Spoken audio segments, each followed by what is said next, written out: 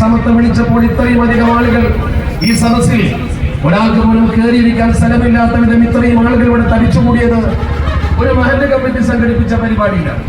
എന്തുകൊണ്ടാണ് നിങ്ങൾ ഇവിടെ തടിച്ചുകൂടാൻ കാരണം? നേരത്തെയും ഒരു ആദർശ സമ്മേളനം എന്ന പേരിൽ ഇവിടെ നടന്നിരുന്നു. ആ ആദർശ സമ്മേളനത്തിൽ സമത്വ കേരള ജംഇയ്യത്തിലൂടെ മഹിമ പറയുന്നതിന് പകരം നമ്മുടെ സമൂഹം സ്വീകരിക്കുന്ന, നമ്മുടെ സമൂഹം സ്നേഹിക്കുന്ന ചില മഹത്തുക്കളുടെ പ്രവർത്തനത്തെ സമൂഹത്തിന് തെറ്റായി ചിത്രീകരിക്കാൻ വേണ്ടി സമയം ചെലവഴിച്ചപ്പോൾ അതിന്റെ വേദനകൾ നിങ്ങളുടെ മനസ്സിൽ ഒരു വിസ്ഫുരണമായി നിലകൊണ്ടു എന്നതാണ് നിങ്ങൾ ഇപ്പോൾ അനുഭവിക്കുന്ന ഈ അവസ്ഥ. അതാണ് നമ്മൾ സമൂഹത്തോട് വളരെ വ്യക്തമായി അവരുടെ മുമ്പിൽ വെച്ചുകൊണ്ട് പറയുന്നത്. നിങ്ങൾ നോക്കൂ, ഇത്രയും ആളുകൾ പങ്കെടുക്കാത്ത യോഗത്തിൽ പോലും അവർ സുന്നത്ത് ജമാഅത്തിന്റെ പേരിൽ സമൂഹത്തെ തെറ്റിദ്ധരിപ്പിക്കുകയും നമ്മുടെ സഹപ്രവർത്തകർ തന്നെ എന്തിന്റെ പേരിലാണെന്ന് അറിയില്ല. സമത്വ കേരള ജംഇയ്യത്തുൽ ഉലമ എന്ന മഹാപ്രസ്ഥാനം ഇവിടെ വലിയ നവോത്ഥാന വിപ്ലവം സൃഷ്ടിച്ചിട്ടുണ്ട്. ഈ സമത്വ കേരള ജംഇയ്യത്തുൽ ഉലമ കേരളത്തിലെ ഏറ്റവും വേരുപിടിപ്പുള്ള ഒരു സംഘമാണ്. അതിന്റെയൊക്കെ കാരണം സാധാരണക്കാരും ഉലമാക്കളും ഉമറാക്കളും ചേർന്ന് നിന്നതുകൊണ്ടാണ്. നമ്മൾ എപ്പോഴും പറയുന്നത് ഈ ഉലമ ഉമറ സാധാരണക്കാരുടെ ബന്ധം തകർക്കുന്ന പ്രവർത്തനങ്ങൾ ഏത് ഭാഗത്തുനിന്നുണ്ടായാലും ഈ പുരോഗതിയെ ബാധിക്കും.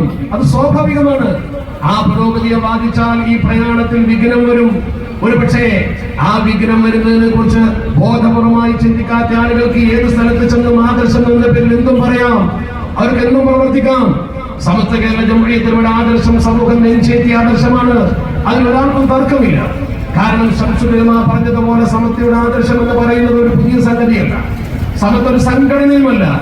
സമത്വ എന്ന് പറയുന്നത് അല്ലാഹുവിന്റെ പരിശുദ്ധ ദീനുൽ ഇസ്ലാമിന്റെ നേർപാതയാണ്.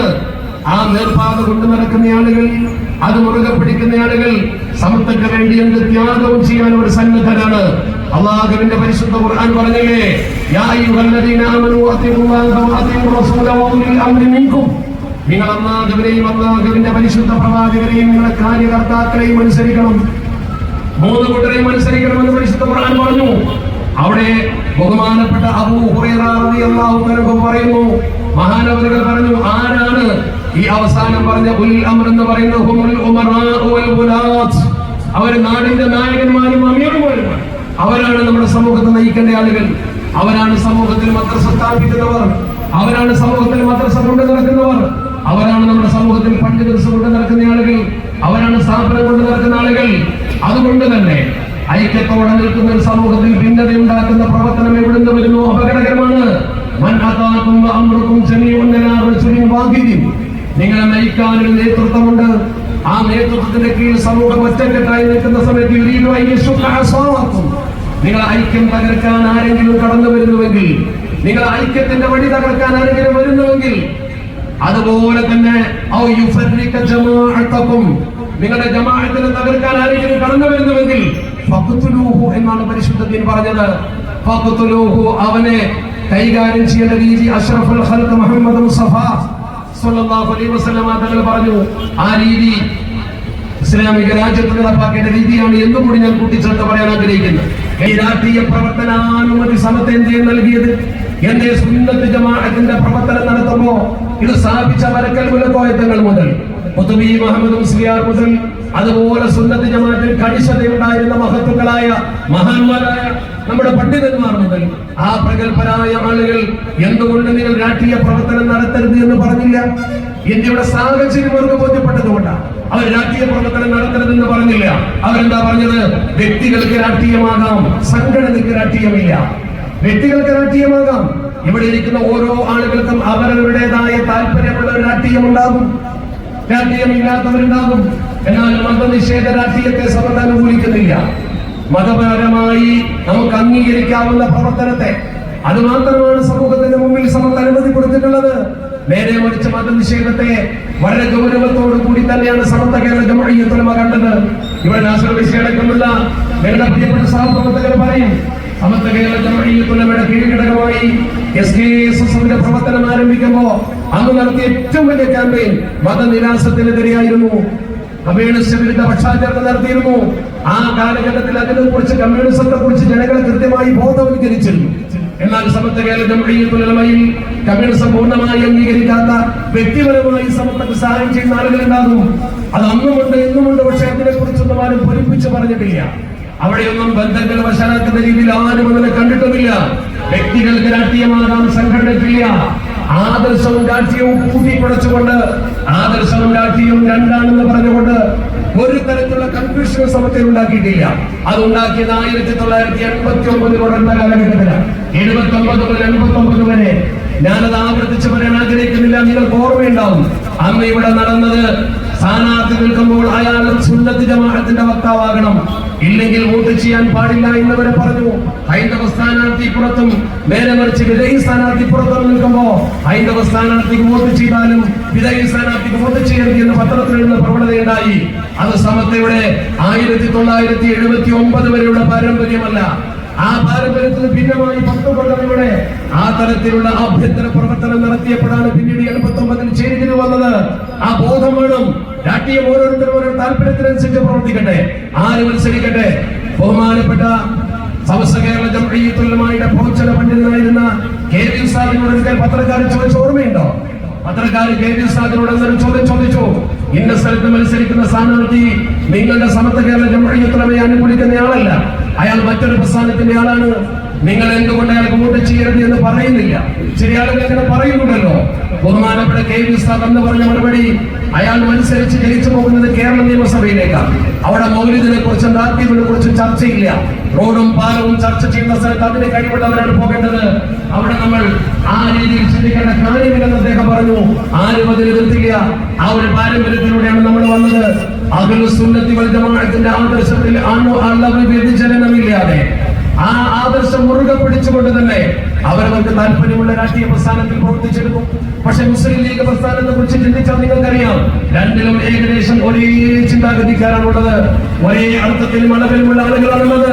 കാരണം അത് കരുതി രണ്ട് സംഘടനയും ഒന്നായി എന്നല്ല, സമത്വ മുഴുവൻ ലീഗായി എന്നോ ലീഗ് മുഴുവൻ സമത്വയായി എന്നോ ആരും പറയാറില്ല. ഒന്നിന്റെ ആരെയും കെട്ടിയെന്ന് പറയാറില്ല. അത്തരം ഒരു ചർച്ച തന്നെ കൊണ്ടുവന്നത് 1989-ലാണ്. അതിന്റെ മുമ്പ് അങ്ങനെ ഒരു ചർച്ചയില്ല. ആ ചർച്ച കൊണ്ടുവന്ന ആളുകൾ എന്ത് പറഞ്ഞോ അതിന് ഏറ്റുപിടിക്കുന്ന ചില ആളുകൾ നമ്മുടെ സമൂഹത്തിലുണ്ട്. അത് ഏറ്റുപിടിച്ചുകൊണ്ട് കവലയിൽ പോയി ആദർശം എന്ന പേരിൽ പ്രസംഗിക്കുന്ന ചില ആളുകളുണ്ട്. എല്ലാവരും ഒരുപോലെയാണെന്ന് ഞാൻ പറയുന്നില്ല. നിങ്ങൾ കേട്ടവരാണ്, നിങ്ങൾ മനസ്സിലാക്കിയവരാണ്. അതിന്റെ പേരിൽ പല പ്രദേശത്തും അസ്വാരസ്യം ഉണ്ടായതാണ് നിങ്ങൾക്കറിയാം.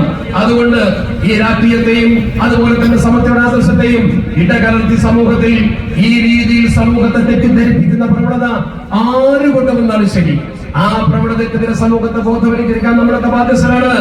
ഇതുപോലെ തന്നെ മതനിഷേധം നാം മാറ്റി നിർത്തിയിരുന്ന ഒരു സംഭവ വികാസമാണത്.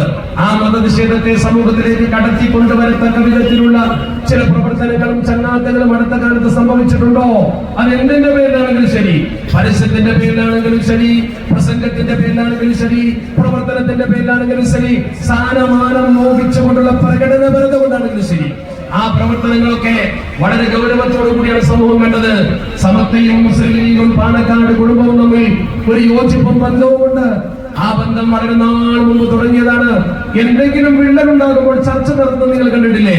മറ്റൊരു പാർട്ടിയുമായി അങ്ങനെ ചർച്ചയ്ക്ക് പോകാറില്ലല്ലോ. എന്തുകൊണ്ട് മറ്റൊരു പാർട്ടിയുമായി ചർച്ചയ്ക്ക് പോകുന്നില്ല?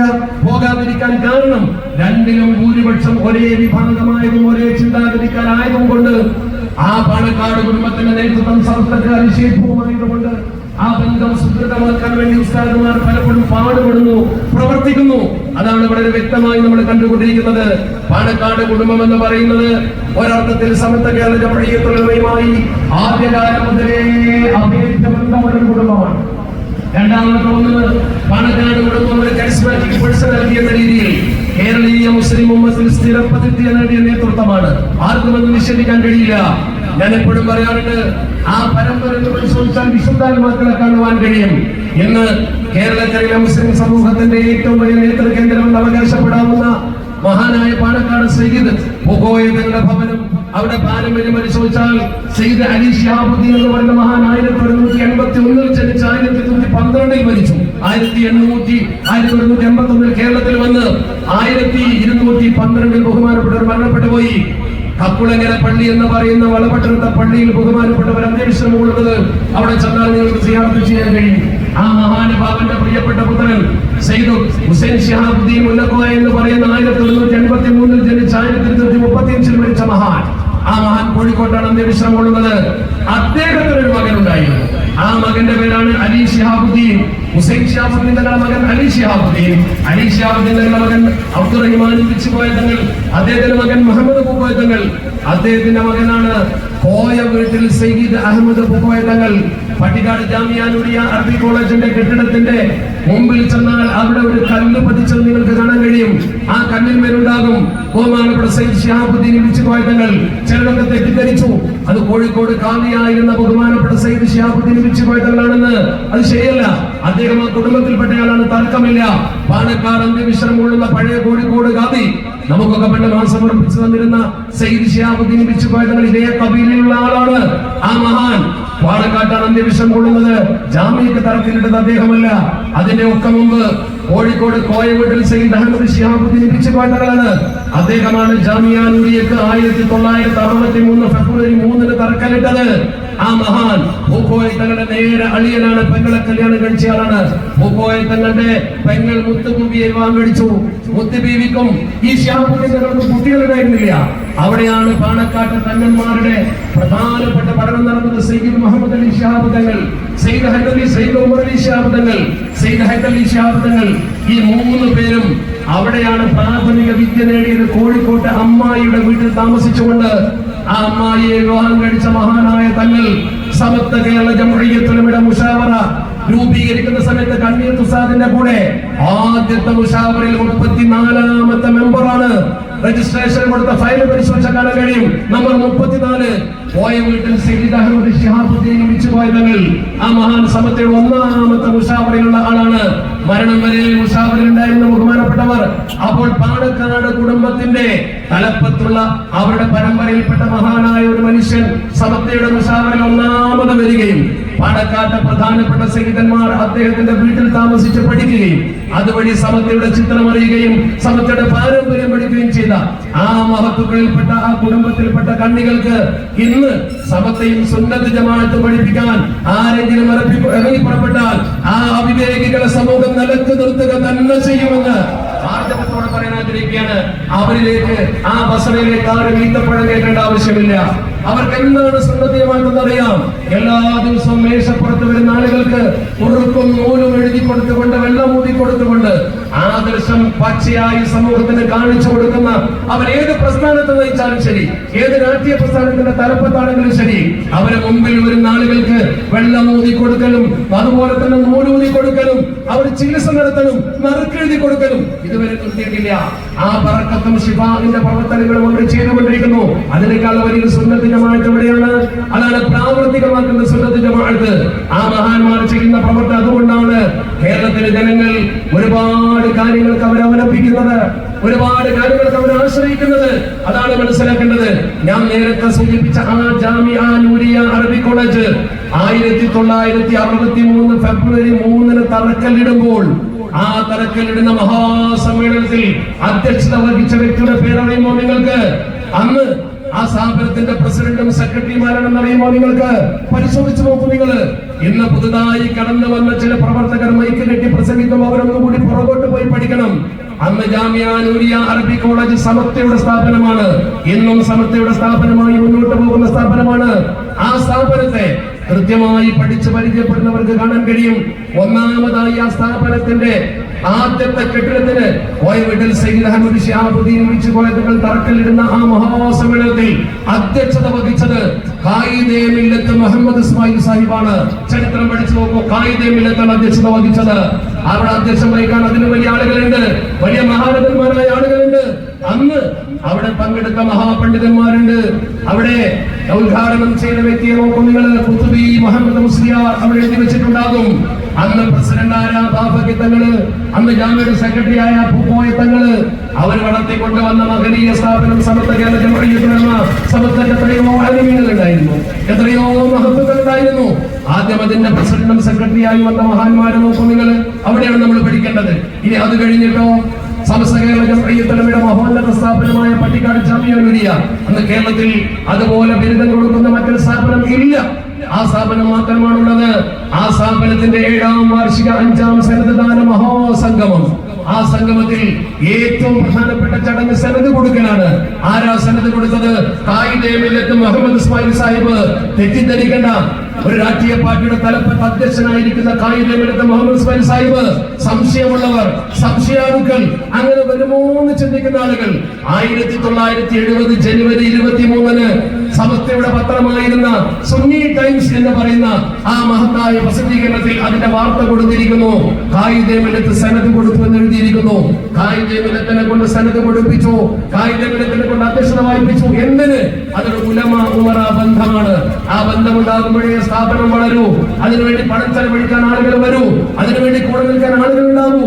ആ ബോധത്തോടുകൂടി നമ്മളെക്കാളും വലിയ സുന്നത്ത് ജമാഅത്തിൽ കാർക്കശ്യമുള്ള കുതുബിൻസാദടക്കമുള്ള മഹാരഥന്മാർ ജീവിച്ചിരിക്കുന്ന കാലത്ത് അവർ ചെയ്ത പ്രവർത്തനമാണത്. അതോടൊപ്പം ഒരു കാര്യം കൂടി ഓർക്കണം, കായികത്തിന്റെ വ്യക്തിപ്രഭാവം, അദ്ദേഹത്തിന്റെ ജീവിതമെത്ത എല്ലാ രാഷ്ട്രീയ പ്രവർത്തകരും അതുകൂടി ഒന്ന് ബോധ്യപ്പെടണം. കായികമില്ലത്തിനെ പോലെ തന്നെ കായികമില്ലത്തിന്റെ ആ ആദർശമെത്ത കാത്തു സൂക്ഷിക്കാൻ, ദീനിയായി ചിന്തിക്കാൻ പലർക്കും കഴിയണം. ഇന്ന് ആദർശം എന്ന് പറഞ്ഞാൽ രാഷ്ട്രീയം ഒഴിവാക്കാനാണ് എന്ന് പ്രസംഗിക്കുന്ന ചില ആളുകളുണ്ട്. രാഷ്ട്രീയക്കാർക്ക് ആദർശം കൊണ്ടു നടക്കാൻ കഴിയില്ലെന്ന് പറയുന്നവരുണ്ട്. രാഷ്ട്രീയത്തിന് വ്യത്യസ്ത ആദർശക്കാരുണ്ടാകും. പക്ഷേ ഈ വേദിയിലുള്ള പലരും ചില രാഷ്ട്രീയ പാർട്ടിയോട് യോജിപ്പുള്ളവരാണ്. അത് കരുതി അവർക്ക് ആദർശങ്ങൾ എന്ന് പറഞ്ഞാൽ ഇവർക്കാണ് അധികാരം കൊടുത്തത്? ഒരു കാര്യമേ പറയാനുള്ളൂ, നിങ്ങൾ സുന്നികളാണ്, ഞങ്ങൾ അംഗീകരിച്ചു. പക്ഷേ നിങ്ങളെ സുന്നികളുള്ളൂ എന്ന ചിന്തയുണ്ടല്ലോ, അത് കേരളത്തിന്റെ മഹല്ലത്തിൽ വിലപ്പോകാൻ പോകുന്നില്ല എന്ന് സാന്ദർഭികമായി സൂചിപ്പിക്കാൻ ആഗ്രഹിക്കുകയാണ്. ബാക്കിയുള്ളവരെ മുഴുവൻ വിജയം തയ്യാറാക്കുക, ബാക്കിയുള്ളവർ മുഴുവൻ ആദർശമില്ലാത്തവരാക്കുക. അതാണ് നമ്മൾ മനസ്സിലാക്കേണ്ടത്. ഈ സംഘടന പ്രതിസന്ധി അനുഭവിച്ച ഒരു കാലഘട്ടം ഉണ്ടായിരുന്നു.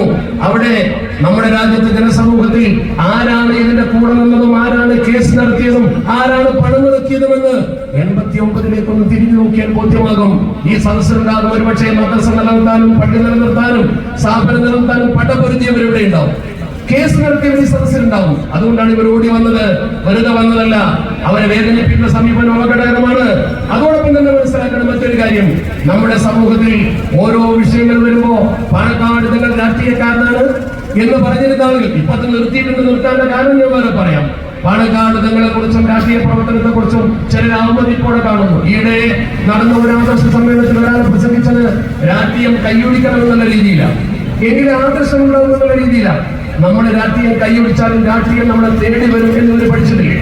രാഷ്ട്രീയം നമ്മളെ തേടി വരും എന്ന തർക്കം, രാഷ്ട്രീയം നമ്മളെ തേടി വരും. അതിന്റെ ഏറ്റവും വലിയ ഉദാഹരണമാണ് ഇപ്പോഴത്തെ വഖഫ് ബില്ല്. BJP പാർലമെന്റിൽ ബില്ല് കൊണ്ടുവന്നു. ആ ബില്ല് നമ്മളെ തേടി വന്നതാണ്, നമ്മുടെ പള്ളിയെ തേടി വന്നതാണ്. മതപരമായ വിഷയത്തിൽ രാഷ്ട്രീയം ഇടപെടുമ്പോൾ നമ്മൾ പ്രതികരിക്കണ്ടേ? BJP ഗവൺമെന്റ് ഇന്ന് വരെ പാർലമെന്റിൽ കൊണ്ടുവന്ന ഒരു ബില്ലും JPCക്ക് വിട്ടിട്ടില്ല. ഈ ബില്ല് JPCക്ക് വിടാൻ എന്താ കാരണം?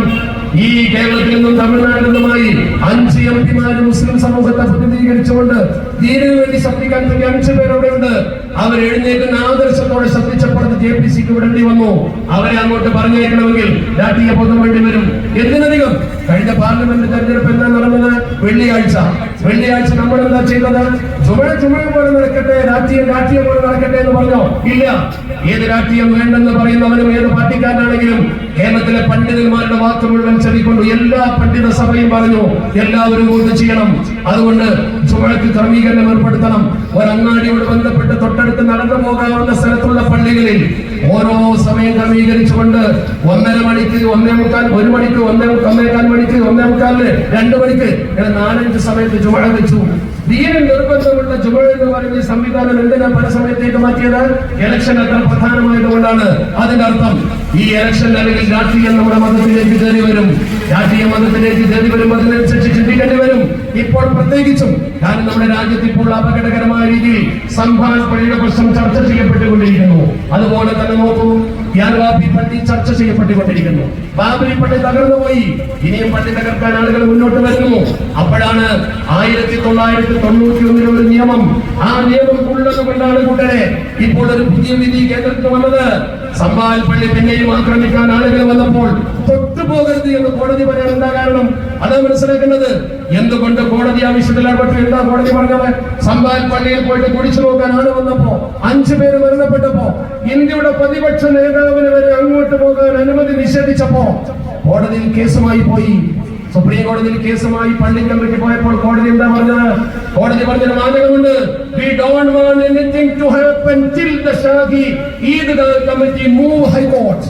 ഷാഗി ഈദ്ഗാഹ് കമ്മിറ്റി ഹൈക്കോടതിയിൽ പോകുന്നവരെ അനങ്ങാൻ പാടില്ല, തൊടാൻ പാടില്ല. ആ ഖനനം നിർത്തിവെച്ചു, പരിശോധന നിർത്തിവെച്ചു. 5 പേര് മരിച്ചത് കൊണ്ടല്ല, എന്തുകൊണ്ട് നിർത്തിവെച്ചു? എന്നിട്ട് അവർ പറഞ്ഞ വാക്കുണ്ട്, the trial court will not give effect to its order. അവിടെ കുടിച്ചു നോക്കാനും അവിടെ പരിശോധന നടത്താനുമുള്ള കീഴ്ക്കോടതിയുടെ ഓർഡർ ഒരു നിലക്കും പ്രാബല്യത്തിൽ വരുത്താൻ പാടില്ല. എന്നിട്ട് കോടതി ഒരു കാര്യം കൂടി പറഞ്ഞു. എന്താ പറഞ്ഞത്? Piece and harmony must be maintained at all cost. സമാധാനവും സൗഹൃദവും എന്ത് വില കൊടുത്തും അവിടെ കാത്തു സൂക്ഷിക്കണം എന്നാണ് കോടതി പറഞ്ഞത്. എന്തേ കോടതി ഇങ്ങനെ പറയാൻ കാരണം? രണ്ട് കാരണങ്ങളാണ്. ഒന്ന്, ജനാധിപത്യ ചേരികൾ ഒരുമിച്ച് നിന്നുകൊണ്ട് BJP-യുടെ ഭൂരിപക്ഷം കുറച്ചു, കാറ്റ് മാറ്റി വീശുന്നു കോടതിക്ക് ഓർമ്മയായി. രണ്ട്, 1991 സെപ്റ്റംബർ 18 ഇന്ത്യയിൽ ഇന്ത്യയിൽ തീരുമാനിച്ചൊരു നിയമമുണ്ട്. ആ നിയമം ഇന്ത്യയിൽ ഉണ്ടാവാൻ കാരണം ഗുലാം മുഹമ്മദ് ബനാത്വാല എന്ന് പറയുന്ന വ്യക്തി പാർലമെന്റിൽ ശക്തമായി വാദിച്ചു. ബാബരി പള്ളി പ്രശ്നം രൂക്ഷമായി നിൽക്കുമ്പോൾ പള്ളി പൊളിയുന്നതിന്റെ മുമ്പ് 91 മഹാനഗരികൾ പാർലമെന്റിൽ പറഞ്ഞു, ആരാധനാലയങ്ങൾക്ക് മേൽ തർക്കമുണ്ടായാലും സെൻസേഷണൽ ഇഷ്യൂ ആണ്, പ്രശ്നമുണ്ടാകും, ജനങ്ങൾ ചേരിതിരിയും. അതുകൊണ്ട് നമുക്കൊരു കാര്യം ചെയ്യണം. നമ്മൾ ചെയ്യേണ്ടത്, ഇനി ഇന്ത്യയിൽ അങ്ങനെ തർക്കമുണ്ടാകാൻ പാടില്ല. ബാബരി പള്ളി ഏതായാലും തർക്കത്തിൽപ്പെട്ടു, ഇതൊരു പള്ളിക്ക് ഇത് വരാൻ പാടില്ല. ബാക്കി പള്ളികൾക്ക് വേണ്ടി ഒരു നിയമം. ആ നിയമമാണ് an act to prohibit conversion of any place of worship. ആരാധനാസ്ഥലത്തിന്റെ സ്വഭാവം മാറ്റാൻ പാടില്ല എന്ന നിയമം. ഒരു ആരാധനാലയം 1947 ഓഗസ്റ്റ് 15 എങ്ങനെയാണോ അങ്ങനെ തന്നെ നിൽക്കണം. പള്ളിയാണെങ്കിൽ പള്ളി, ചർച്ചാണെങ്കിൽ ചർച്ച്, അതുപോലെ തന്നെ ഗുരുദ്വാരയാണെങ്കിൽ ഗുരുദ്വാര മാറ്റാൻ പാടില്ല. ആ നിയമം ഉള്ളത് കൊണ്ടാണ് സുപ്രീം കോടതിക്ക് വിധി പറയാൻ പറ്റിയത്. ആ നിയമം ഉണ്ടായത് ഈ വിഷയത്തിൽ തൽപരനായ ഒരാൾ പാർലമെന്റേറിയനായി ഉണ്ടായത് കൊണ്ടാണ്. നമുക്ക് ചില കാര്യത്തിൽ ഇതിന്റെ ഉപകാരമുണ്ടാകും. എല്ലാവരും സമത്വക്കാരൻ, രാഷ്ട്രീയ പാർട്ടിക്കാരാകണമെന്ന് നമ്മൾ പറയുന്നില്ല. അങ്ങനെ നേതാക്കൾ പറഞ്ഞിട്ടില്ല. സമസ്തക്ക് അങ്ങനെ നിയമവുമില്ല. അതുപോലെ തന്നെ എല്ലാവരും ഒരേ പാർട്ടിക്കാരാകണമെന്ന് സമത്വ പറഞ്ഞിട്ടുമില്ല. സമത്വ കേരള ജംഇയ്യത്ത് പറഞ്ഞ വ്യക്തികൾക്ക് രാഷ്ട്രീയമാകാം. പക്ഷെ നമ്മളിത് പറയാൻ എന്താ കാരണം?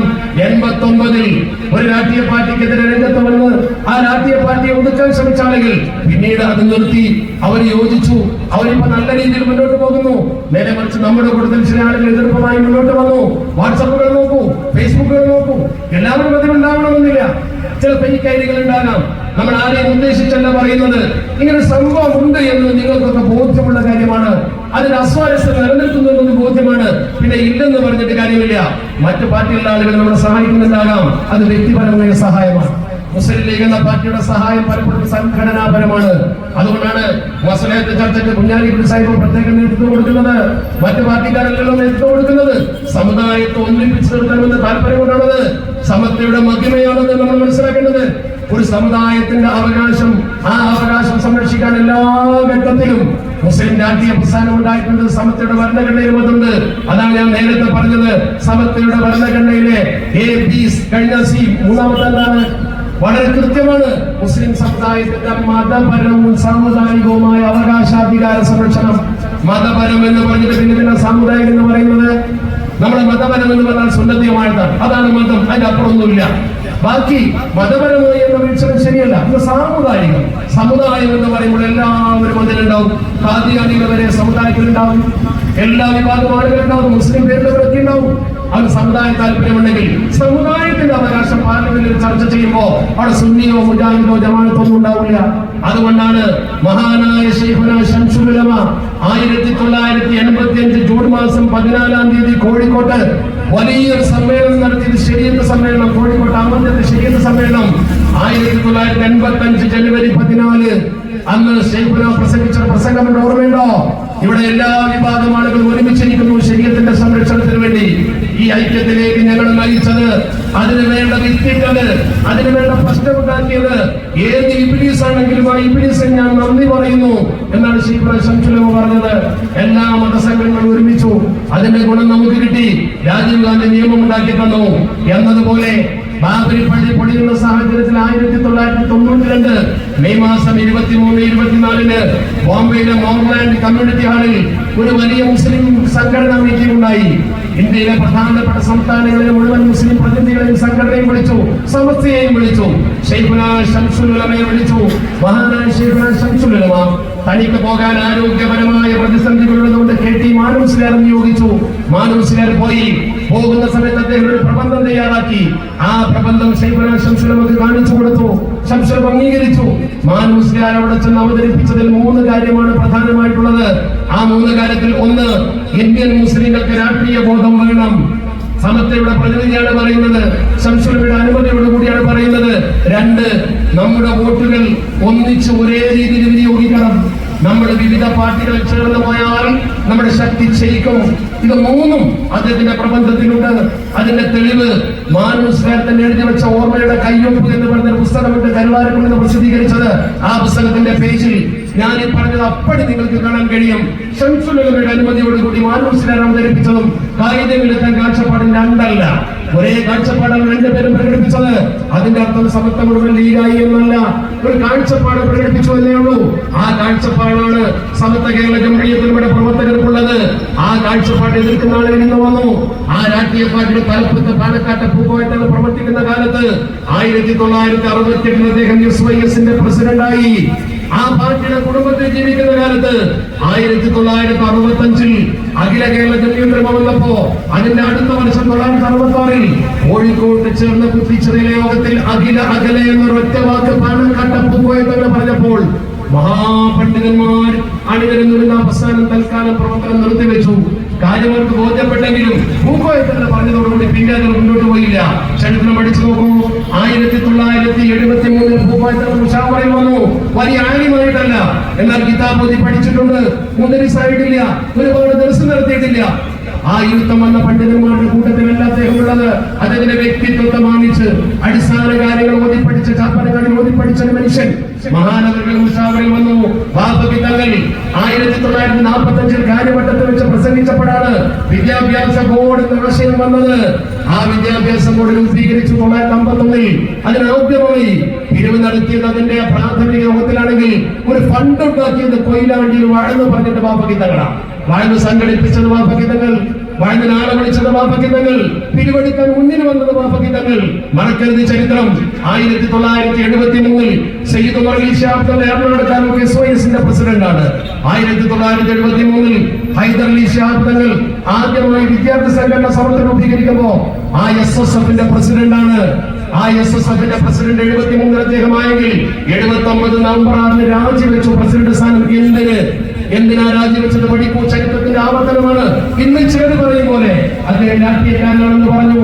രാഷ്ട്രീയത്തിൽ പ്രവർത്തിക്കുമ്പോൾ മനസ്സംഘടനയിൽ പ്രവർത്തിക്കാൻ അവസരം കിട്ടില്ല എന്ന കുറ്റം പറഞ്ഞുകൊണ്ട് അദ്ദേഹത്തെ വേദനിപ്പിച്ചതിന്റെ പേരിൽ മാത്രം അദ്ദേഹം രാജിവെച്ചു. ഹൈദർ അലി ശിഹാബ് തങ്ങൾ സുന്നി സംഘടനയിൽ രാജിവെക്കാൻ മറ്റൊരു കാരണമില്ല. അവര് പോലും ഇന്ന് പ്രവർത്തനം നിർത്തി. അവർ ഇന്ത്യയുടെ സാഹചര്യം മനസ്സിലാക്കി എല്ലാവരും ഒന്നിച്ചു നിൽക്കണമെന്ന് പറയുന്നു. എന്നാൽ സുന്നത്തെ മാറ്റം ഉറച്ചു നിൽക്കുകയും ചെയ്യുന്നു. പിന്നെ നമ്മളാണോ മാറ്റത്തിന് കാറ്റ് വീശേണ്ടത്? 1974 ഏപ്രിൽ 4 ഈ മലപ്പുറം ജില്ലയിലെ സുന്നി യുവജന സംഘത്തിന്റെ പ്രസിഡന്റായിട്ടാണ് പാലക്കാട് സയ്യിദ് മുഹമ്മദ് അലി ശിഹാബ് തങ്ങൾ പ്രവർത്തനം ആരംഭിക്കുന്നത്. കൈറോയിൽ നിന്ന് വന്ന തങ്ങൾ ഈ സമൂഹത്തിന് വേണ്ടി ഏറ്റെടുക്കുന്ന ആദ്യത്തെ പ്രധാനപ്പെട്ട സ്ഥാനം മലപ്പുറം ജില്ലാ SYSന്റെ പ്രസിഡന്റ്. അന്ന് ഒമാനിൽ മുഹമ്മദ് സാഹിബ് അതിന്റെ ജനറൽ സെക്രട്ടറി. പഠിച്ചു നോക്കൂ. 1991 മുതൽ 2004 വരെ 89ലാണ് SKSF ഉണ്ടാകുന്നത്. 89-90 ഈ 2 കൊല്ലം പ്രതിസന്ധിയായിരുന്നു. ഒരു കാര്യം മുന്നോട്ട് കൊണ്ടുപോകാൻ സ്വകാര്യതയോടെ എന്നല്ല, വളരെ കൃത്യമായി സമൂഹത്തിലേക്ക് ഇറങ്ങിച്ചെല്ലാൻ കഴിഞ്ഞില്ല. അത് കഴിഞ്ഞപ്പോഴാണ് നേതാക്കൾ കൂടിയാലോചിച്ച് പാണക്കാട്ടിൽ നിന്ന് ഒരു കുട്ടി പ്രസിഡന്റായി വരണം. അങ്ങനെ പ്രസിഡന്റായി വരാൻ 1991 സാദിഖ് അലി തങ്ങളിൽ സമ്മർദ്ദം ചെലുത്തി. മുഹമ്മദ് അലി ശിഹാബ് തങ്ങളുടെ സമ്മതം വാങ്ങി. അങ്ങനെ ബഹുമാനപ്പെട്ട തങ്ങൾ പ്രസിഡന്റായി. 2004 വരെ 14 കൊല്ലം അതിന്റെ പ്രസിഡന്റായി. ഗ്രാമാന്തരങ്ങളിൽ സമത്വ കേരള സുന്നി വിദ്യാർത്ഥി ഫെഡറേഷനെ ജനങ്ങൾക്ക് പരിചയപ്പെടുത്തി കൊടുത്തു. ആ പരിചയപ്പെടുത്തി കൊടുത്ത് വളർത്തിക്കൊണ്ടുവന്ന പ്രസ്ഥാനം ഇന്ന് സമൂഹത്തിൽ പ്രവർത്തിക്കുന്നത് നിങ്ങൾക്കറിയാം. അതുപോലെ തന്നെ അതിന്റെ ശേഷം 2004 കൃത്യമായി പറഞ്ഞാൽ അത് കഴിഞ്ഞതിന്റെ ശേഷം നിങ്ങൾക്ക് പരിശോധിച്ചറിയാം. 91 മുതൽ 2004 വരെ 14 വർഷം കൂടെ പ്രസിഡന്റ് ആവുക എന്ന് പറഞ്ഞാൽ അത് സാദിഖ് അലി ശിഹാബ് തങ്ങളാണ്. അപ്പോഴാണ് ഇസ്ലാമിക് സെന്റർ ഉണ്ടായത്. സംഘടന വികസിച്ചത് കോഴിക്കോട് നഗരത്തിൽ റെയിൽവേ സ്റ്റേഷൻ എടുത്ത് മനോഹരമായ സെന്റർ പോകാൻ സാദിഖ് അലി ശിഹാബ് തങ്ങൾ പങ്കുചേർന്നല്ല. ആദ്യത്തെ 2 വർഷം പ്രതിസന്ധി എല്ലാവർക്കും അറിയാവുന്നതാണ്. 2004 മുതൽ 2015 വരെ 11 വർഷക്കാലം അബ്ബാസ് അലി ശിഹാബ് തങ്ങളാണ് നയിച്ചത്. ഇപ്പോൾ നയിച്ചുകൊണ്ടിരിക്കുന്ന ഹമീദ് അലി ശിഹാബ് തങ്ങളാണ്. പാണക്കാട് കുടുംബത്തിന്റെ മഹത്വത്തെ കുറിച്ച് കൂടുതൽ പറയേണ്ടതില്ലല്ലോ. ആ മഹത്വങ്ങളാണ് നമ്മുടെ സമൂഹത്തിൽ സമത്വയുടെ പ്രചരണ പ്രവർത്തനം അസ്ഥിവാരമുണ്ടാക്കിയത്. ചില ബുദ്ധികൾ അവരെ വിമർശിക്കുന്നതിന് വേണ്ടി പേജുകൾ ഉപയോഗപ്പെടുത്തുന്നു, അവരെ വിമർശിക്കാൻ വേണ്ടി അവരുടെ അക്കൗണ്ടുകൾ ഉപയോഗപ്പെടുത്തുന്നു, സോഷ്യൽ മീഡിയ വീഴ്ചകൾ തടയുന്നതിന് വേണ്ടി മാത്രം തെരഞ്ഞു നടക്കുന്നു.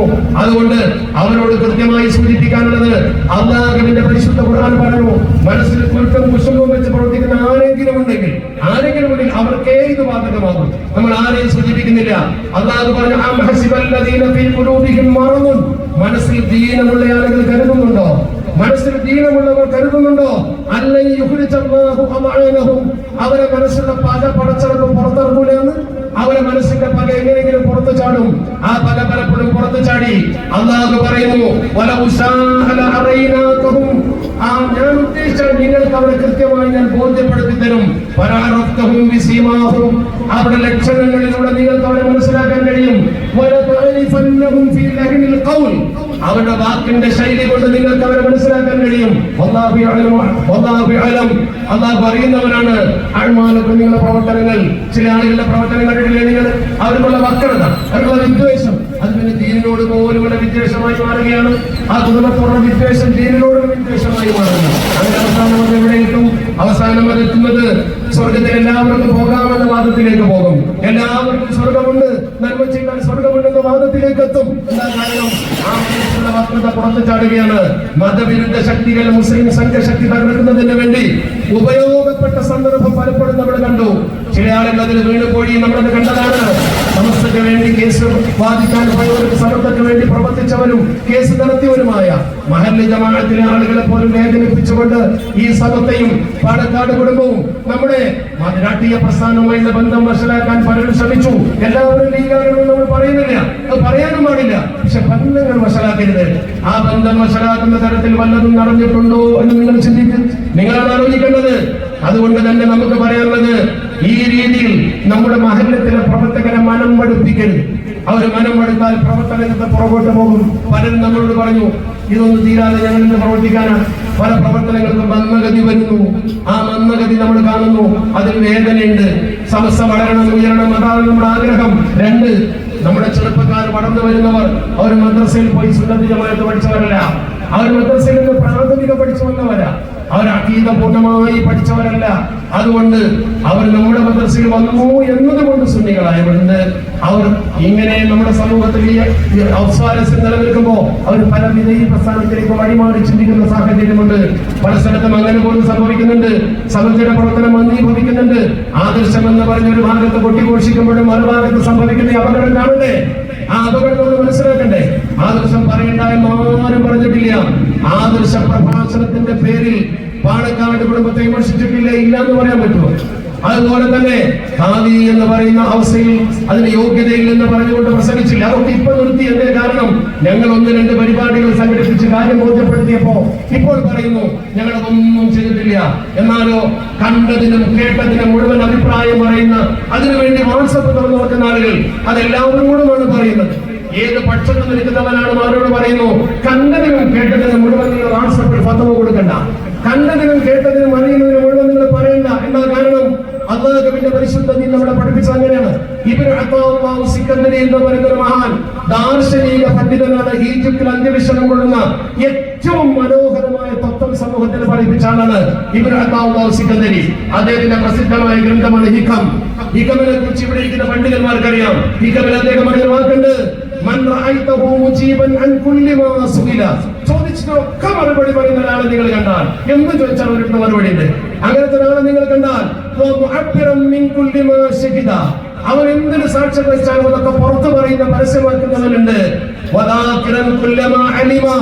അവൻ എന്തെങ്കിലും വിവരമുണ്ടെങ്കിൽ അത് എപ്പോഴും ഇങ്ങനെ പറഞ്ഞുകൊണ്ടിരിക്കുക. അതിങ്ങനെ പറഞ്ഞിട്ട് ആവശ്യത്തിനും അനാവശ്യത്തിനും ഇത് ഉദ്ധരിച്ചുകൊണ്ട് നടക്കുന്ന ആളെ നിങ്ങൾ കണ്ടാൽ നീ തെളിവ് പിടിച്ചോളൂ, നീ മനസ്സിലാക്കിക്കോളൂ. കാരണം അവൻ അവിവേകിയാണ്, അവൻ അവിവേകിയാണ്. കൃത്യമായി മഹാൻ പറഞ്ഞു. അതുകൊണ്ട് തന്നെ അദ്ദേഹം വളരെ അതിനെ വ്യാഖ്യാനിച്ച പണ്ഡിതന്മാർ അതിന്റെ വ്യാഖ്യാനത്തിന് ഒരു കാര്യം പറഞ്ഞു. ഇബ്നു അത്താഉല്ലാഹ് സിക്കന്ദരി തങ്ങളുടെ ഈ കൗലിനെ വ്യാഖ്യാനിച്ച ആളുകൾ, ഈ ഫിലോസഫിയെ വ്യാഖ്യാനിച്ച ആളുകൾ പറഞ്ഞു, അന്നഹു സുഇല അൻ 40 മസ്അലത്തിൻ, 40 മസ്അലകൾ ചോദിച്ചു. ആരോട്? ഇമാം മാലിക് റഹ്മത്തുള്ളാഹി തങ്ങളോട്. ഇമാം മാലിക് തങ്ങൾ ശൈഖുൽ മദീനയാണ്, ശൈഖ് ദാറുൽ ഹിജ്റയാണ്, മുത്തബിഉ സുന്നയാണ്. സുന്നിയാണ്, എല്ലാ ഹദീസും മനപ്പാടമുള്ള മഹാനാണ്. അദ്ദേഹത്തോടാണ് ചോദിച്ചു, 40 ചോദ്യം ചോദിച്ചു. 4 മാത്രമേ മറുപടി കൊടുത്തുള്ളൂ. ബാക്കിക്ക് മറുപടി കിട്ടായികയല്ല, ചിലപ്പോൾ അത് പറഞ്ഞാൽ പ്രശ്നമുണ്ടാകും, അല്ലെങ്കിൽ അത് ഭാഗികമാകുമെന്നത് കൊണ്ടാണ്. സമുദായം പ്രതിസന്ധിയിൽ നിൽക്കുമ്പോൾ സമൂഹത്തെ ഭിന്നിപ്പിക്കുന്ന കാര്യം നമ്മുടെ സമൂഹത്തിൽ എഴുത്തിലോ വാക്കിലോ വന്നാൽ ബുദ്ധിമുട്ടല്ലേ? നിങ്ങൾ നോക്കൂ, ജ്ഞാനവാപ്പി പള്ളി പ്രസംഗം പറഞ്ഞില്ലേ, അതുപോലെ തന്നെ വക്കു പ്രസംഗം പറഞ്ഞില്ലേ. ഇതൊക്കെ പറയുമ്പോൾ ഇവർ നമ്മളെ പരിഹസിക്കും. ഫാസിസം തലയിലൂടെ വന്ന് വീഴുന്നു എന്ന് പറഞ്ഞുകൊണ്ട് പീഡിപ്പിക്കുകയാണ്. എന്നാൽ അത് എഴുതുന്നവനും പറയുന്നവനും മനസ്സിലാക്കേണ്ട ഒരു കാര്യമുണ്ട്. ഈ ഫാസിസം തലക്ക് മുകളിലൂടെ വീഴുന്നു എന്ന് മനസ്സിലാക്കിയ ഉസ്താദുമാരുടെ സംഘടനയാണ് സമത്ത. നിങ്ങൾക്കറിയുമോ, കഴിഞ്ഞ പാർലമെന്റ് തെരഞ്ഞെടുപ്പിന് മുമ്പ് നടന്ന 2009 പാർലമെന്റ് തെരഞ്ഞെടുപ്പ് പൊന്നാനി മത്സരം കടുക്കുന്നു. അപ്പുറത്ത് സുന്നി സ്ഥാനാർത്ഥിയാണെന്ന് പ്രചരണം വരുന്നു. സമത്തക്ക് എന്തെങ്കിലും ചെയ്യാനുണ്ടോ? രാഷ്ട്രീയത്തിലൊന്നുമില്ല. പക്ഷേ സമത്തയുടെ ആയനകൾ എന്താ ചെയ്തത്? ഓഴിച്ചന എന്ന് പറയുന്ന സ്ഥലത്ത് ഒരു സമ്മേളനം വെച്ചു. ആ സമ്മേളനത്തിൽ എന്താ പേരിട്ടത്? നയപ്രഖ്യാപന സമ്മേളനം. നയപ്രഖ്യാപന സമ്മേളനം. അന്ന് അതിൽ പങ്കെടുത്ത പലരും ഈ വേദിയുണ്ട്. സമത്തക്ക് എന്താ പുതിയൊരു നയം പ്രഖ്യാപിക്കാൻ? എന്നിട്ടും ഫാസിസം ഇന്ത്യയുടെ തലക്ക് മീത വട്ടമിട്ട് പതക്കുമ്പോ, രണ്ടാമതും ഫാസിസ്റ്റ് ഗവൺമെന്റ് അധികാരത്തിൽ വരാൻ പോകുമ്പോ നമ്മൾ സമുദായം സമത്തയുടെ പേരിലോ അല്ലെങ്കിൽ സുന്നത്ത് ജമാഅത്തിന്റെ പേരിലോ ഭിന്നിക്കാൻ പാടില്ല എന്ന് മനസ്സിലാക്കി ഒരു ദൗത്യ നിർവഹണത്തിന് വേണ്ടി സമത്ത നയപ്രഖ്യാപന സമ്മേളനം നടത്തി. പരിശോധിച്ചു നോക്കൂ, ആ നയപ്രഖ്യാപന സമ്മേളനം സമത്ത നടത്തിയപ്പോൾ കൃത്യമായി സമത്ത കേരള ജംഇയ്യത്തുൽ ഉലമ അതിന്റെ ആദർശമോടെ പറയുന്നത് പോലെ അന്നത്തെ സാഹചര്യം സമൂഹത്തിൽ കൃത്യമായി സമർപ്പണം ചെയ്തു. 2009 ഏപ്രിൽ മാസം 8-ാം തീയതിയാണ് നടന്നത്. ആ 2009 ഇലക്ഷനിൽ ഒരു കാര്യം ഞാൻ പറയുന്നു, ആ യോഗം വളരെ പ്രാധാന്യത്തോടുകൂടി സംഘടിപ്പിച്ച് അതിന്റെ സ്വാഗത പ്രഭാഷണം നടത്തിയത് ബഹുമാനപ്പെട്ട ബാബു മുസ്ലിയാരാണ്. എനിക്കിപ്പോഴും ഓർമ്മയുണ്ട്. ഉദ്ഘാടനം ചെയ്തത് ചെറുശ്ശേരി ഉസ്താദാണ്. അന്ന് സമാപന പ്രാർത്ഥന നടത്തിയത് സയ്യിദ് ജിഫ്രി മുത്തുകോയ തങ്ങളാണ്. അന്ന് മുഖ്യ പ്രഭാഷണം നടത്താൻ എന്നെയാണ് ചുമതലപ്പെടുത്തിയത്. ആ ദൗത്യം എങ്ങനെ നിർവഹിക്കണമെന്ന് എനിക്ക് ക്ലാസ് എടുത്ത് തന്നത് എം ടി ഉസ്താദാണ്. അതുപോലെ ബാബു മുസ്ലിയാരാണ്. എനിക്ക് കൃത്യമായി ഓർമ്മയുണ്ട്. ഒരു കാര്യം കൂടി പറയട്ടെ അടിവരയിട്ട്, ഈ സമ്മേളനം അഥവാ ഈ കോഴിച്ചൻ സമ്മേളനം, ആ നയപ്രഖ്യാപന സമ്മേളനം തീരുമാനിക്കാൻ വേണ്ടി മാത്രം മാർച്ച് 28 സമത്തയുടെ മുഷാവറ ചേർന്നു. അത് ബാബു മുസ്ലിയാരാണ് പറഞ്ഞത്. എം ടി ഉസ്താദിനോട് ഉറപ്പ് വരുത്തി, നിങ്ങൾ സമത്തയുടെ മിനിറ്റ്സ് നോക്കൂ. മാർച്ച് 28 ഈ യോഗം ചേർന്നത് ഏപ്രിൽ മാസം 8-ാം തീയതി നടക്കുന്ന ആ സമ്മേളനം തീരുമാനിക്കാൻ ഒരൊറ്റ അജണ്ട വെച്ച് യോഗം ചേർന്നു. അപ്പോൾ ഉസ്താദുമാർക്ക് ഈ വിഷയത്തിൽ വലിയ താല്പര്യമുണ്ടല്ലോ. സമൂഹം അപകടത്തിലേക്ക് പോകുമ്പോൾ ഇന്ത്യയിൽ ഫാസിസം വരുന്നതിനെതിരെ നമുക്ക് ചെയ്യണം. ബാബരി മസ്ജിദിന്റെ വിധി വന്നത് നിങ്ങൾ കണ്ടില്ലേ? ആ വിധി നമുക്ക് വളരെ അപകടകരമായി തോന്നി. ആ വിധി പറഞ്ഞ രഞ്ജൻ ഗൊഗോയ് രാജ്യസഭയിൽ എംപിയായി. പിന്നെ ജഡ്ജിമാർ ഇറങ്ങിയിട്ട് വരുന്നത് നോക്ക് നിങ്ങള്. ബാബരി പള്ളി വിധി പറഞ്ഞ 5 അബ്ദുൽ നസീർ ഒരു മുസ്ലിമിനെ ഇരുത്തിയിരുന്നു. അയാൾ ആന്ധ്രാപ്രദേശ് ഗവർണറായി. അതുപോലെ എത്ര ആളുകൾ ജ്ഞാനവാപ്പി പള്ളി വിട്ടുകൊടുക്കാൻ വേണ്ടി പറഞ്ഞ വിധി പറഞ്ഞ വാരാണസി ജഡ്ജി, അദ്ദേഹം അജയ് വിശ്വേശ്വര യുപിയിൽ ഓംബുഡ്സ്മാനായി. ജഡ്ജിമാരെ വിദ്യം ഇറങ്ങിയിട്ട് ബിജെപിന്റെ സ്ഥാനത്തേക്ക് പോവാം. അങ്ങനത്തെ ഒരു ഇന്ത്യയിൽ തമ്മിൽ തന്നെ ഒഴിവാക്കി ആദർശത്തിൽ ഉറച്ചു നിൽക്കാനല്ലേ നമ്മുടെ കടമ? ചിന്തിച്ചു നോക്ക് നിങ്ങൾ. ഞാൻ അവസാനിപ്പിക്കുകയാണ്. ഇവിടെ ആ പൊന്നാനിയിൽ സമത്തയുടെ അലിനങ്ങൾ പ്രത്യേകമായി യോഗം വിളിച്ചു ചേർത്തുകൊണ്ട് ഒരു നയപ്രഖ്യാപന സമ്മേളനം നടത്തിയ കാരണങ്ങൾ ഓർമ്മയുണ്ട്. ഇക്കഴിഞ്ഞ ഇലക്ഷനല്ല, 2009 ഇലക്ഷൻ. എന്നിട്ടാണ് ഈ ഇലക്ഷനിൽ പോയിട്ട് ചില ആളുകൾ ടീം സമസ്ത ഉണ്ടാക്കിയിട്ട് അവിടെ തോൽപ്പിക്കാൻ ശ്രമിച്ചത്. ഇപ്പൊ പറയുന്നു ഞങ്ങൾ ഉണ്ടാക്കിയിട്ടില്ല. 1989 ജനുവരി 16 മുഷാവറ എടുത്ത തീരുമാനമാണ് എറണാകുളം സമ്മേളനത്തിന് പോകണ്ട. അപ്പോഴാണ് പാണക്കാട് തങ്ങൾ പറഞ്ഞത് നിങ്ങൾ ആരും പോകണ്ട, അതൊരു ബന്ധമാണ്. കേരളത്തിൽ ഒരു രാഷ്ട്രീയ പാർട്ടിയും പോകണ്ട എന്ന് പറഞ്ഞിട്ടില്ല. ഒരു രാഷ്ട്രീയ പാർട്ടിയും നട്ടം സഹിക്കാൻ തയ്യാറല്ല. തങ്ങൾ പറഞ്ഞു പോകണ്ട. തങ്ങളോട് ചോദിച്ച പത്രക്കാർ എന്തേ നിങ്ങൾ അങ്ങനെ പറയാൻ? സമത്വ കേരള ജംഇയ്യത്തുൽ ഉലമ പറഞ്ഞാൽ അതാണ് ഞങ്ങളുടെ നയം. സമത്വ കേരള ജംഇയ്യത്തുൽ ഉലമ പോകണ്ടെന്ന് പറഞ്ഞാൽ ഭിന്നത ഉണ്ടാകും. അതുകൊണ്ട് പോകണ്ട എന്ന് ഞാൻ പറഞ്ഞു. അതുകൊണ്ട് എന്റെ സദസ്സിലിരിക്കുന്ന പ്രിയപ്പെട്ടവരോട് ഞാൻ പറയുന്നു, അത്തിപ്പറ്റ ഉസ്താദിന്റെ നയം എന്തായിരുന്നു പഠിക്കുക നിങ്ങൾ. തിരുപ്പതി ഉസ്താദിന്റെ നയം എന്തായിരുന്നു പഠിക്കുക നിങ്ങൾ. ഷംസുലമയുടെ നയം എന്തായിരുന്നു. ഭാര്യ മരിച്ചപ്പോഴും അദ്ദേഹത്തിന്റെ സഹോദരൻ മരിച്ചപ്പോഴും മയ്യത്ത് നിസ്കരിക്കാൻ പാലക്കാട്ട് തങ്ങളെ കാത്തുന്ന ഒരു പാരമ്പര്യമുണ്ട്. മാനു മുസ്ലിയാരുടെ നയം, ഹൈദ്രോസ് മുസ്ലിയാരുടെ നയം, ചെറുശ്ശേരി ഉസ്താദിന്റെ നയം, KV മുഹമ്മദ് മുസ്ലിയാരുടെ നയം, ജമാലുദ്ദീൻ മുസ്ലിയാരുടെ നയം. അത് കാലത്തിന്റെ കുത്തൊഴുക്കിൽ മാറ്റി പറയാൻ പറ്റില്ല. കോയക്കുട്ടി മുസ്ലിയാരും കുമരംപുത്തൂർ ഉസ്താദ് മണ്ണാർക്കാട് ശംസുദ്ദീൻ മത്സരിക്കുമ്പോ കുമരംപുത്തൂർ ഉസ്താദ് നേരെ വിളിച്ചു, അവിടെ ഒരു കൺവെൻഷൻ നടത്തണം. അദ്ദേഹം പരാജയപ്പെട്ടാൽ മറുഭാഗത്തിന്റെ വെല്ലുവിളി യാഥാർത്ഥ്യമാകും പോകണമെന്ന് ഉദ്ദേശിച്ചു. സത്യധാരയെ പോലും അദ്ദേഹമായുള്ള അഭിമുഖത്തിൽ അത് പ്രസിദ്ധീകരിച്ചിരുന്നു. എന്നോട് വിളിച്ച് ഞാൻ പറഞ്ഞ് അദ്ദേഹം സമത്തിനോട് വിളിച്ച് ഞാൻ പറഞ്ഞിട്ടുണ്ടെന്ന് ബഹുമാനപ്പെട്ട ഉസ്താദ് പറഞ്ഞത്. അദ്ദേഹം പറഞ്ഞതുകൊണ്ടാണ് ഞാൻ പോയത്. അതിനാരും തെറ്റായി എനിക്ക് അനുസരിച്ചില്ല. എല്ലാ രാഷ്ട്രീയക്കാരും സമത്തയിലുണ്ടാവും. എല്ലാ രാഷ്ട്രീയ പ്രവർത്തനവും സമത്തെ സഹായിക്കും. അത് സമത്തയുടെ മഹത്വമാണ്. ഒരു കൂട്ടർ ആദർശവാദികൾ ഒരു കൂട്ടർ രാഷ്ട്രീയക്കാരുമാക്കി നിർത്തണ്ട. അങ്ങനെ ചെയ്തു നടത്താൻ ആര് വന്നാലും ശരി. ഇത് 1989 പ്രചരണമാണ്. സുന്നത്ത് ജമാഅത്തിന്റെ ജീവിതത്തിൽ പകർന്നവരാണ് ഈ വേദിയിലുള്ളവര്, ഈ സദസ്സിലുള്ളവര്. ഇവരെ മുഴുവൻ അഹ്ലു സുന്നത്തി വൽ ജമാഅത്തിന്റെ ബന്ധാവിനെ മാറ്റി നിർത്തിയിട്ട് ഒരു ന്യൂ ജനറേഷൻ വന്നിട്ട് സമൂഹത്തിൽ പറയുമ്പോ അത് കൃത്യമായി സമൂഹത്തെ ബോധ്യപ്പെടുത്തി കൊടുക്കേണ്ട കടമ നമുക്കുണ്ട്. അവരെ യോഗത്തിൽ കേട്ട രീതിയിലുള്ള ഒരു മോശപ്പെട്ട അൺപാർലമെന്ററിയായ ഒരു പദപ്രയോഗം പോലും ഞങ്ങളിൽ നിന്നുണ്ടാവില്ല. ആരെയും വേദനിപ്പിക്കുന്നൊന്നും ഉണ്ടാവില്ല. നമുക്ക് വേണമെങ്കിൽ നേരിട്ട് രാഷ്ട്രീയത്തിൽ പ്രവർത്തിക്കാൻ അവസരമുണ്ട്. എന്നിട്ടും നമ്മൾ ഈ മതസംഘടനയുടെ പ്രവർത്തകരായി മാറുന്നത് എന്തുകൊണ്ടാണ്? നമ്മുടെ ലക്ഷ്യം രാഷ്ട്രീയ പ്രവർത്തനമല്ല. എന്നാലോ രാഷ്ട്രീയ പ്രവർത്തനം പറ്റില്ലെന്നും അത് ശരിയല്ലെന്നും അതുകൊണ്ട് ഗുണമില്ലെന്നും പറയരുത്. അതിന്റെ അസ്തിത്വം അംഗീകരിക്കണം. അത്രയും നമ്മൾ പറയുന്നുള്ളൂ. ഇപ്പൊ ചില ആളുകൾ എന്ത് ചെയ്യും? കാണുമ്പോൾ സൗഹൃദം പുലർത്തും, കാണുമ്പോൾ കെട്ടിപ്പിടിക്കും, പുഞ്ചിരിക്കും. ഇപ്പുറത്ത് വന്നാലോ സ്റ്റേജിൽ കയറി കുറ്റം പറയും, വ്യക്തിബന്ധത്തിൽ കുറ്റം പറയും. മനസ്സിലെ കുശുമ്പും ഉരുട്ടുമൊക്കെ അവിടെ വെച്ചിട്ട് കാണുമ്പോൾ ചിരിച്ചത് കൊണ്ടും അങ്ങനെ ഫോട്ടോ വിട്ടത് കൊണ്ടും ഒരു പ്രയോജനമില്ല. പൊന്നാനി ടീം സമസ്തക്ക് നേതൃത്വം കൊടുക്കുകയും അതുപോലെ പ്രവർത്തിക്കുകയും ചെയ്ത ആളുകളൊക്കെ നമ്മുടെ സമൂഹത്തിലുണ്ടല്ലോ. അന്ന് സമത്തനുസരിച്ച് പത്രക്കുറിപ്പില്ലേ? പൊന്നാനി ടീം സമസ്ത എന്ന് പറഞ്ഞ സമത്തെ തെറ്റിദ്ധരിപ്പിച്ചപ്പോൾ സമത്തെ പത്രക്കുറിപ്പ് ഇറക്കിയില്ലേ? ആ പത്രക്കുറിപ്പ് വായിച്ചോ നിങ്ങൾ? അന്നെന്താ ലെറ്റർ പാഡിൽ വന്നത്? 2024 ഏപ്രിൽ മാസം 23-ാം തീയതി സമത്ത അടിച്ചിറക്കിയ പത്രക്കുറിപ്പിൽ പറഞ്ഞു, സമത്ത കേരള ജംഇയ്യത്തുലമയുടെ പ്രവർത്തകരും മുസ്ലിം ലീഗിന്റെ പ്രവർത്തകരും തമ്മിൽ ഒരു പ്രത്യേക ബന്ധമുണ്ട്. ഞാനല്ല പറയുന്നത്, ഉസ്താദുമാരാണ്. ആ ബന്ധം തകർക്കുന്ന പ്രവർത്തനം ആരും ചെയ്യാൻ പാടില്ല. സമത്ത ശാസിച്ചു. അതാണ് നമ്മൾ മനസ്സിലാക്കേണ്ടത്. ഗാന്ധിയെ ആക്ഷേപിച്ചു. സമത്ത കേരള ജംഇയ്യത്തുലമയുടെ ആക്ഷേപമില്ല. നേതാക്കൾ ആരും പറഞ്ഞിട്ടില്ല. ആ മഹാന്മാരായ എന്ന് പറഞ്ഞാൽ ഓരോ പ്രദേശത്തും സ്വാധീനമുള്ള മഹാന്മാർ, അവരാണ് ഒരു പ്രദേശത്ത് കാവ്യാക്കുന്നത്. തങ്ങളെ അവരാണ് അവഗണിച്ചത്. ഇന്നിപ്പോ അവിടെ ഇല്ല. ഇന്നവര് പറയുന്നു ഞങ്ങൾ അങ്ങനെയൊന്നും ചെയ്തിട്ടില്ല, ഞങ്ങൾ അങ്ങനെയൊന്നും പറഞ്ഞിട്ടില്ല. ഇന്ന് അതിൽ നിന്നൊക്കെ മാറി നിൽക്കണം. അവരെഴുതി വെച്ച രേഖകൾ, വാട്സപ്പ് പോസ്റ്റുകൾ, പ്രസംഗത്തിന്റെ വീഡിയോകൾ ഒക്കെ നമ്മുടെ മുമ്പിലുണ്ട്. എല്ലാവരും അങ്ങനെയാണെന്നല്ല, പല ആളുകളും ഇത് പറഞ്ഞിട്ടുണ്ട്. അതൊരു ചർച്ചയായിരുന്നു. ഒരു കാര്യം ഞങ്ങൾക്ക് പറയാനുള്ളൂ. ഞങ്ങളുടെ ഡെവലപ്പറിൽ യോഗം നടത്തി വ്യാഖ്യാനിച്ചപ്പോ നിങ്ങൾക്ക് അതിന്റെ പിന്മാറേണ്ടി വന്നു. ഇപ്പൊ കാമനൂരിലെ വന്നിട്ടുള്ളൂ. ഈ രീതിയിൽ നാടുകളിൽ ഇറങ്ങിച്ചെന്നുകൊണ്ട് സമൂഹത്തെ തെറ്റിദ്ധരിപ്പിക്കുന്ന പ്രവർത്തനം നടത്തിയാൽ ഓരോ നാട്ടിലെയും മഹല്ല് കമ്മിറ്റിയുടെ അംഗീകാരത്തോടുകൂടി നിങ്ങളുടെ പൊള്ളത്തരം ഞങ്ങൾ അടിച്ചൊതുക്കുമെന്ന കാര്യത്തിൽ ഒരു തർക്കമാണ്. വാക്കുകൾ കൊണ്ട് അടിച്ചൊതുക്കും. കാരണം വാക്കുകൾ കൊണ്ട് അടിച്ചൊതുക്കാൻ കഴിയും, കായികമായിട്ടല്ല. കായികമായി അങ്ങനെ നേരിടുന്ന പാരമ്പര്യവുമല്ല.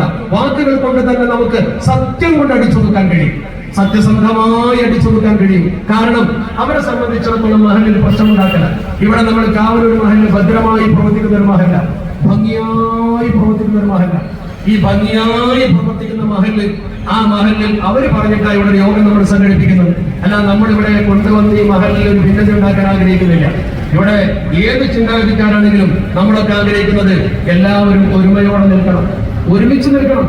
കാരണം ഈ തമ്മിലുള്ള ഈ ആക്ഷേപങ്ങളും അഭിപ്രായങ്ങളും ഒക്കെ ഒരു സംഘടനയെ സംബന്ധിച്ചിടത്തോളം ഒന്നാമത് ഇതിന്റെ മതിപ്പ് കുറക്കും. രണ്ട്, നമ്മുടെ ശത്രുക്കൾ ഇത് കണ്ട് ചിരിക്കുന്നുണ്ട്. അത് വിദ്യാർത്ഥികളാണെങ്കിലും ശരി, ഫാസിസ്റ്റുകളാണെങ്കിലും ശരി, നമ്മൾ ഭിന്നിക്കുന്നത് എപ്പോഴും ദുശക്തികൾക്ക് ഗുണമാണ്. അതുകൊണ്ട് ഏത് ആദർശത്തിന്റെ പേരിട്ട് നമ്മൾ വന്നാലും നമ്മൾ പറയുന്ന എന്താണെന്ന് ആൾക്കാർ നോക്കും, നമ്മൾ സമൂഹത്തിൽ വെക്കുന്ന എന്താണെന്ന് നോക്കും. നമ്മൾ ഒരിക്കലും ഒരാളായി മാറാൻ വേറെ വേഷം കിട്ടിയ കാര്യമില്ലല്ലോ. അറബികൾ ചൊല്ലുണ്ട്, നല്ല പൊന്നിന്റെ കിരീടമിട്ട് വന്നാലും ശരി കഴുത കുതിരയാവില്ല. അത് വളരെ മനോഹരമാണ്. നമ്മൾ എന്തെങ്കിലും പൊതിഞ്ഞു കൊണ്ടു ചെന്നാൽ അതേ സമൂഹത്തിൽ പ്രകടമാകൂ. അതുകൊണ്ട് എന്റെ പ്രിയപ്പെട്ട സഹോദരങ്ങൾ മനസ്സിലാക്കേണ്ട പ്രധാനപ്പെട്ട ഒരു കാര്യമുണ്ട്. ഈ ഉമ്മത്തിന്റെ ഐക്യം നിലനിൽക്കണം. നമ്മുടെ ഒരു പൊതുയോഗം നടത്തിയിട്ട് ഈ മഹലിലൂടെ അസ്വാദിച്ചു കൊണ്ടാകാൻ പാടില്ല. നമ്മൾ ആരെയും വേദനിപ്പിക്കാനും പാടില്ല. സമത്വയുടെ പാരമ്പര്യം എന്ന് പറയുന്നത് അഹ്ലു സുന്നത്ത് പ്രചരിപ്പിക്കുക, വിദ്യാഭ്യാസ പ്രവർത്തനം നടത്തുക, മുസ്ലിം സമുദായത്തിന്റെ മതപരവും സാമുദായികമായ അധികാരാവകാശ സംരക്ഷണത്തിന് നമ്മളെ കൊണ്ട് കഴിയുന്നത് ചെയ്യുക, മതവിദ്യാഭ്യാസവും ഭൗതിക വിദ്യാഭ്യാസവും പ്രോത്സാഹിപ്പിക്കുക, മതവിദ്യക്ക് കോട്ടം തട്ടരുത്.